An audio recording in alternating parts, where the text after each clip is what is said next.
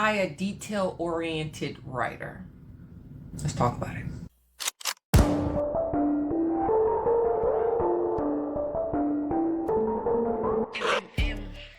So when I say a detail-oriented writer, I mean there's a certain level of character description, location description, overall vibes that you need to give to have the author imagine this place, to suck them into this area and into this world so they can imagine what this place looks like.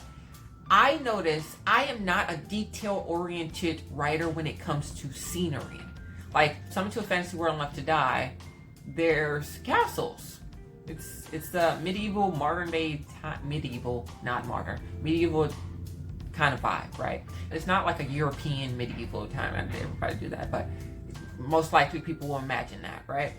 So, say we're in a castle. Somebody walks into a room. Do I spend a lot of time describing that room?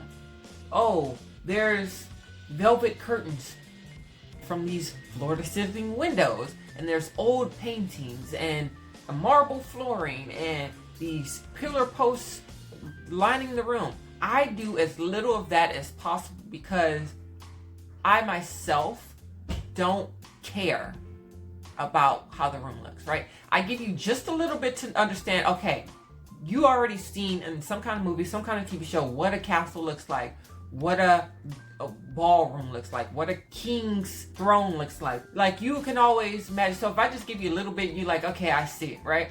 I did this one time. That was I think my only mistake on book 1 is when I described Empress Morella.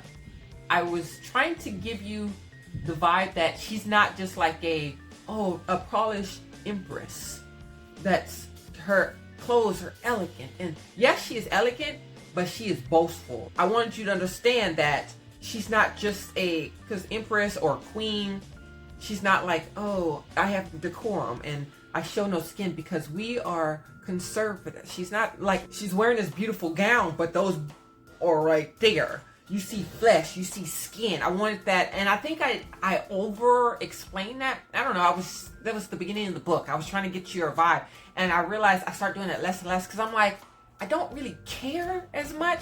I did do that, but I noticed I didn't do that for like Princess Seriana. I gave you a description of what she looks like, but not what her clothes look like. Or I don't do a lot of description of what so-and-so is wearing or what so-and-so is wearing, just enough for you to understand. What I started doing is like, I want you to understand if I'm explaining it to you, I'm either doing it just for you to get a little glimpse of what the place looks like so you can imagine it, but also if I'm explaining it to you, it's because it's important. I'm not just giving you this information just to give it to you. For instance, Summon to a Fantasy World Left to Die, book 1 in the Savage Bond series, I made it a point to mention from the beginning, Kalia is wearing a drawstring backpack. It's like, you think, okay, she's just wearing a drawstring backpack. That's not something you really need to know. She's wearing a drawstring backpack and she's wearing sneakers. I made it a point to tell you that because when she goes to this fantasy world, that drawstring backpack stays with her throughout nearly the entirety of the book. There's a purpose for that. She needs to use things to carry. Because a lot of people don't talk about that stuff. Like, oh, I traveled from here to here, but then all of a sudden I whip out I'm trying to think of something, a magical stone. Well, has she had that magical stone with her the entire time? Where was she holding it? Where was it? She was running from this or doing that or climbing trees. Where was this magical stone this entire time? Like, where did she pull it out of? Her butt? I'm not saying she had a magic stone or anything, but I'm saying, like, I want that to be known. Also, the contents of what's in the bag were important. It carries you throughout the movie. I wanted a constant so you can understand what's going on, right? So I don't mention things just to mention them. For instance, I said the champions all receive a gift from your reader. They all receive the gift. Because they are champions, they're like, we each want to award you a gift just for you being here, right? Gemma receives, I'm trying to think, should I tell you or not? You're going to read it. It's not going to, Gemma receives, Darius receives, I know you're probably thinking like, oh yeah, the black guy gets, okay. There's a purpose for it. And Ryan receives, mind you, they don't just receive it, they choose it. It just works out that way. I don't just mention those things just to mention those. They are important later. In book 1, you realize why the is important. Book 2, you'll realize why the is important. Book 3, you'll realize why the is important. So I don't just mention these details just to mention them, but I'm not detail focused. I notice, okay, so my writing style, when it comes to action based, I'm detail focused. Not deliberately, it's just like that's the way my brain is processing it. I want you to describe exactly what the actions, the character, I'm trying to grow, I'm trying to become better than that, better. But I notice the actions, I describe what the character is doing in more detail. And it's usually just the main focus characters. But when it ventures off from the main character who is doing the actions, the surrounding character's actions comes more swift.